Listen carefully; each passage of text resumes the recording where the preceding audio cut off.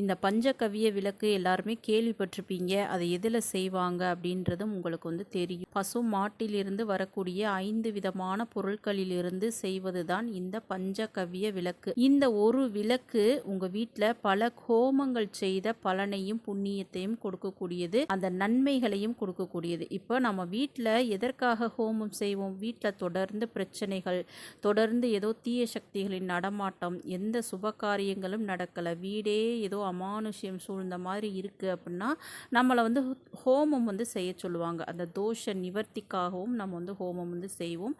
இந்த மாதிரி அந்த ஹோமங்கள் நம்ம செய்யணும் அப்படின்னா பல்லாயிரக்கணக்கில் செலவாகும்.